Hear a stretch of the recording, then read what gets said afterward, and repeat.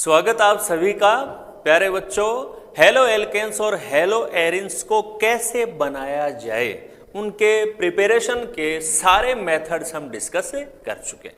अब हम आगे बढ़ेंगे प्रॉपर्टीज की ओर, physical and chemical properties of halo alkanes and halo arenes. लेकिन प्रॉपर्टीज को पढ़ने से पहले इन हैलाइड्स में जो कार्बन हैलोजन बॉन्ड है उसकी नेचर को समझना बहुत जरूरी है, क्योंकि जितनी भी प्रॉपर्टीज हैं इनकी, चाहे फिजिकल प्रॉपर्टीज हो चाहे केमिकल प्रॉपर्टीज हो, मुख्य रूप से वो कार्बन हैलोजन बॉन्ड की नेचर पर डिपेंड करेंगी। तो प्रॉपर्टीज को पढ़ने से पहले हम आज के इस लेक्चर में कार्बन हैलोजन बॉन्ड की जो नेचर है उसको बहुत अच्छे से हम डिस्कस करेंगे, इसके कंसेप्ट को हम अच्छे से समझेंगे, जिससे आगे प्रॉपर्टीज को समझने में हमें बहुत आसानी हो जाएगी। चलिए स्टार्ट करते हैं आज की बात को। हेडिंग आ जाएगा आपकी कॉपी में, कार्बन हैलोजन आबंध की प्रकृति, nature of CH carbon halogen bond. कि सभी हैलाइड्स में, चाहे वो एल्किल हैलाइड्स हो चाहे वो एरिल हैलाइड्स हो, कार्बन हैलोजन जो बॉन्ड है उसकी नेचर क्या है, वो नेचर में पोलर होता है या नॉन पोलर होता है, अगर पोलर है तो पोलर क्यों होता है, इन सारी बातों को हमें समझना है। तो चलिए बेसिक से शुरुआत करते हैं बात की। सबसे पहले देखिए कि जो अपना CH बॉन्ड है उसमें, उस बॉन्ड के एक तरफ है कार्बन और दूसरी तरफ उसमें है हैलोजन। यहां पर स्ट्रक्चर अपन बना लेते हैं और उसके हिसाब से पूरी बात को समझते हैं। देखिए ये अपना हो गया कार्बन और ये हो गया हैलोजन। CH बॉन्ड हो गया, कार्बन की संयोजकता 4 होती है, तो ये इस प्रकार से दिखा दिया। क्लियर बात। अब हम ये जानना चाहते हैं कि कार्बन और हैलोजन के बीच में ये जो बॉन्ड है, ये जो कोवेलेंट बॉन्ड है, इसकी नेचर क्या है। कोवेलेंट बॉन्ड दो तरीके के होते हैं, polar and non polar. Polar कब होता है कोई भी कोवेलेंट बॉन्ड, जब उसके दोनों तरफ जुड़े हुए परमाणुओं की विद्युत ऋणता, इलेक्ट्रोनेगेटिविटी में काफी डिफरेंस होता है। तो जिसकी इलेक्ट्रोनेगेटिविटी ज्यादा होती है वो बॉन्ड के इलेक्ट्रॉनों को अपनी ओर खींच लेता है, उस पे आ जाता है पार्शियल नेगेटिव चार्ज, और जिससे इलेक्ट्रॉन दूर चले जाते हैं उस पे आ जाता है पार्शियल पॉजिटिव चार्ज।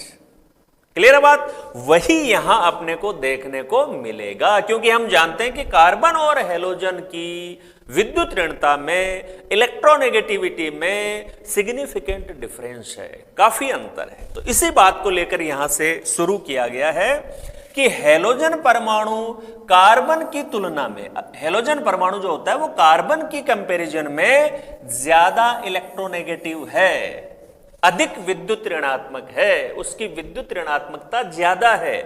इसका मतलब क्या हुआ कि कार्बन और हैलोजन में से हैलोजन में बंद के इलेक्ट्रॉनों को अपनी ओर खींचने की जो क्षमता है, जो कैपेसिटी है, वो ज्यादा है। किसकी ज्यादा है? X यानी हैलोजन परमाणु की। किससे ज्यादा है? कार्बन से। तो जाहिर सी बात है ये बॉन्ड के जो इलेक्ट्रॉन हैं, जिन दो इलेक्ट्रॉनों की शेयरिंग साझा इनके बीच में है, वो इलेक्ट्रॉन हैलोजन की ओर जाएंगे। ज्यादा विद्युत ऋणात्मक होने से इन इलेक्ट्रॉनों का मूवमेंट किसकी ओर होगा बच्चों? हैलोजन परमाणु की ओर होगा। क्लियर है बात।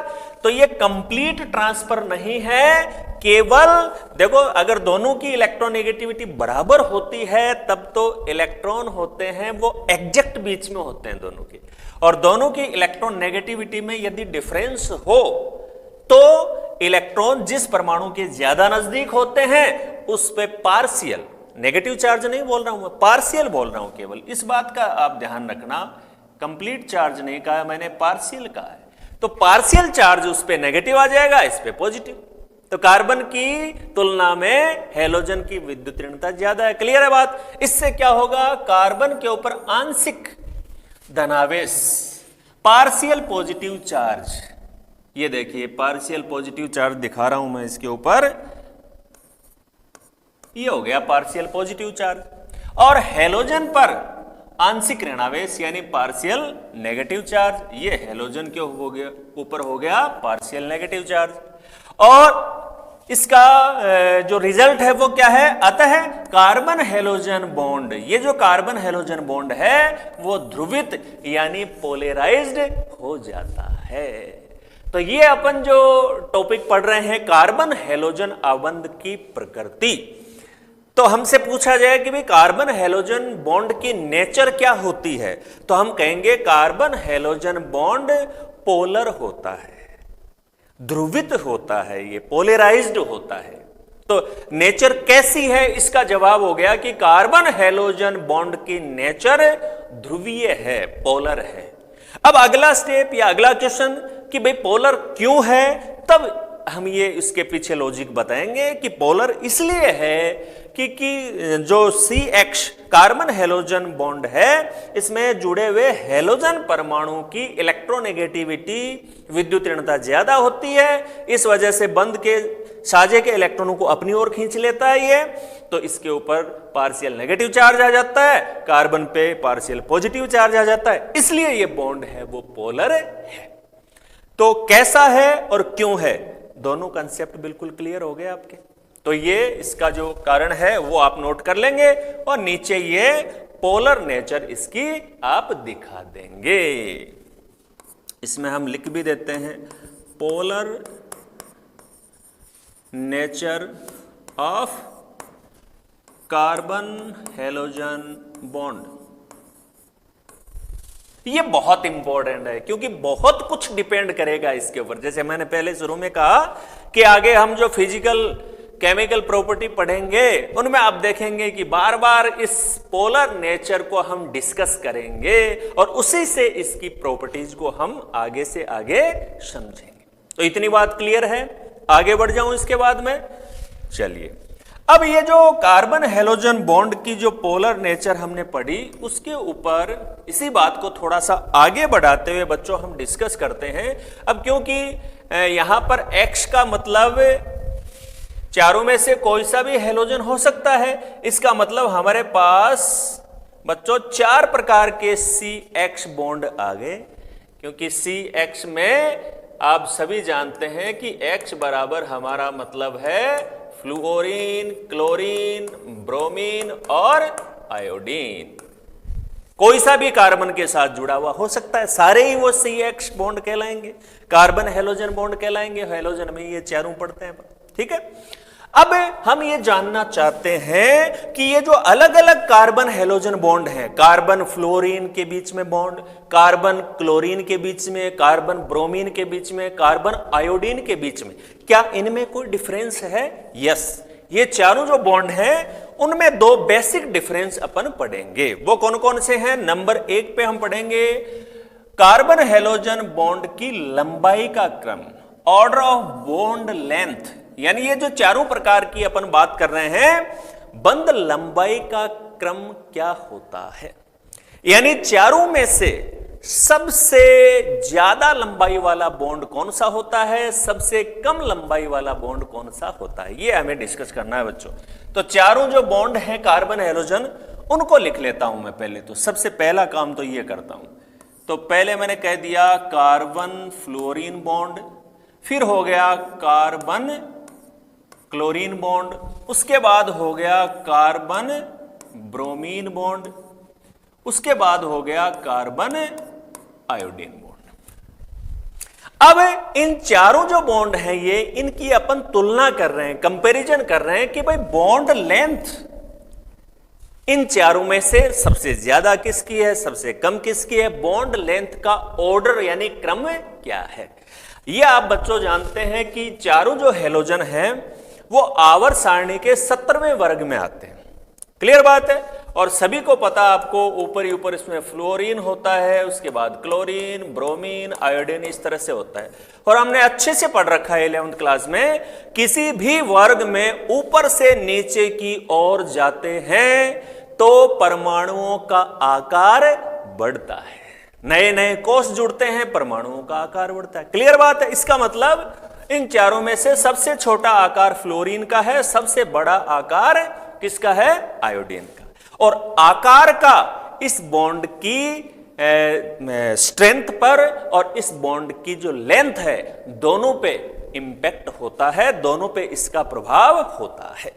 अब आप खुद ही समझ गए, बताइए। कार्बन तो सेम है सब में, हेलोजन का फर्क है। इन चारों में से यहां पर ये जो जुड़ा हुआ है आयोडीन, इस आयोडीन परमाणु की चारों हेलोजनों में कंपैरिजन करें तो ये सबसे बड़े आकार का है और ये सबसे छोटे आकार का है।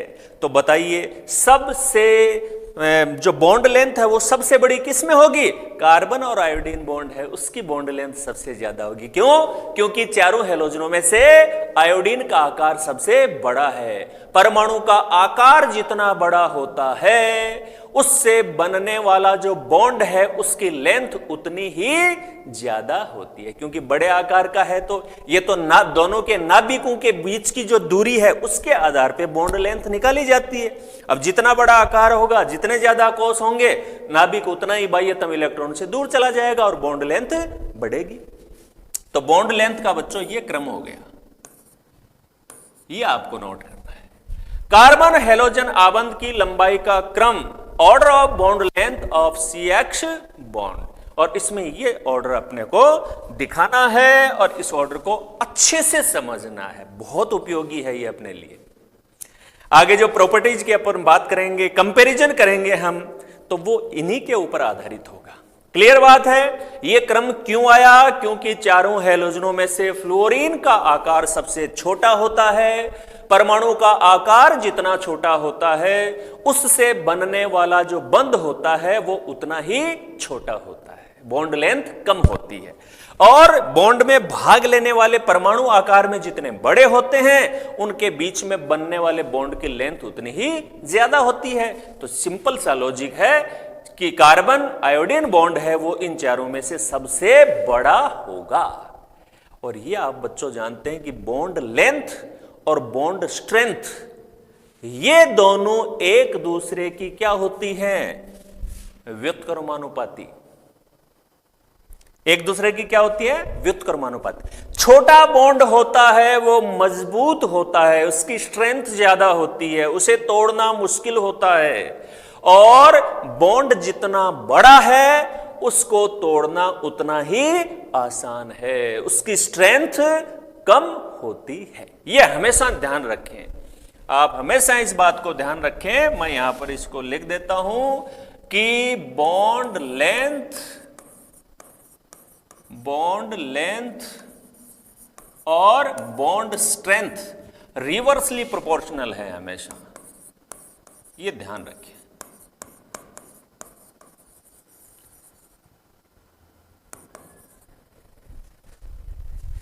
बंध जितना छोटा होगा मजबूत होगा, जितना बड़ा होगा कमजोर होगा। क्लियर बात है?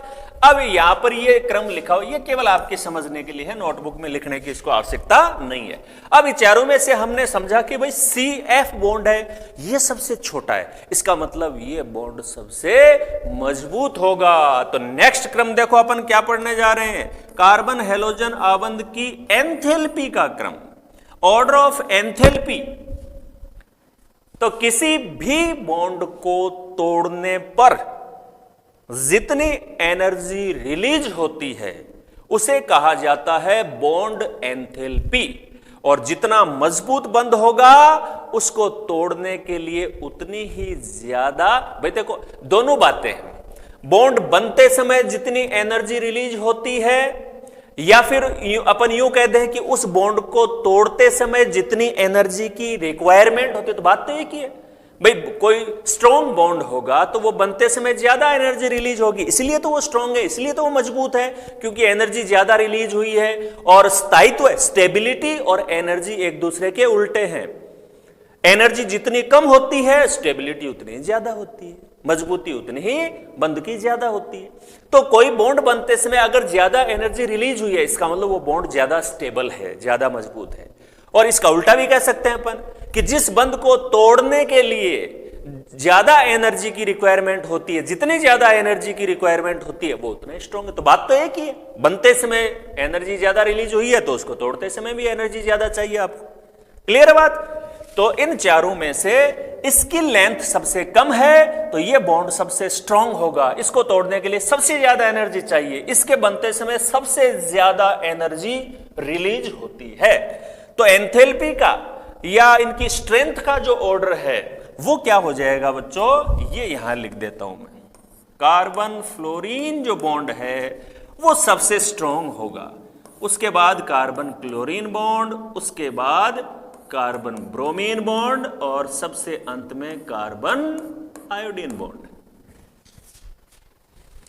दोनों क्रम एक दूसरे के उल्टे हैं। आप देख रहे हैं कि बॉन्ड लेंथ का जो ऑर्डर है उसमें बॉन्ड लेंथ सबसे ज्यादा कार्बन आयोडीन बॉन्ड की है, और जो बॉन्ड की स्ट्रेंथ है या यूं अपन कहें जो एंथैल्पी है उसका ऑर्डर है वो इसका जस्ट उल्टा है, क्योंकि बंध जितना मजबूत होगा उसको तोड़ने के लिए उतनी ज्यादा एनर्जी की आवश्यकता होगी। तो सबसे मजबूत बॉन्ड ये है, इसलिए इसकी एंथैल्पी है वो सबसे ज्यादा है।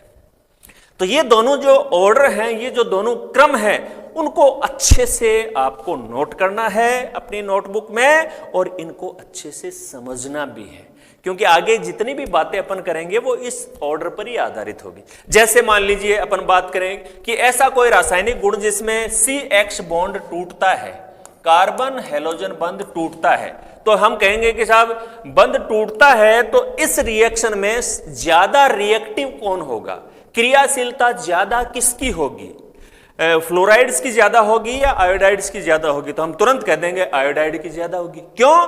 क्योंकि इन चारों में से सबसे कमजोर बंध ये है, सबसे कमजोर बॉन्ड ये है। तो कमजोर होगा वो थोड़ी सी एनर्जी देते टूट जाएगा, तो इसका मतलब वो ज्यादा क्रिया आसानी से क्रिया करेंगे, रिएक्टिव ज्यादा होंगी। रिएक्टिविटी और स्टेबिलिटी आप जानते हैं एक दूसरे के उल्टे होते हैं। जो स्टेबल होता है वो रिएक्टिव कम होता है, और जो कम स्टेबल होता है वो रिएक्टिव ज्यादा होता है। तो आगे जितने भी क्रम अपने आएंगे इसमें ये बहुत इंपॉर्टेंट। चलो थोड़ा सा और क्लियर इसको कर लें। यहां मैं CF बॉन्ड के नीचे लिख देता हूं सबसे, या सीधा ही लिख देता हूं मैं, प्रबलतम, स्ट्रॉन्गेस्ट। इन चारों में से CF बॉन्ड प्रबलतम है, स्ट्रॉन्गेस्ट है। और कार्बन आयोडीन बंध के नीचे बच्चों में लिख देता हूं दुर्बलतम। तो आपको समझने में थोड़ा आसानी रहेगी इसमें, ये हो जाएगा।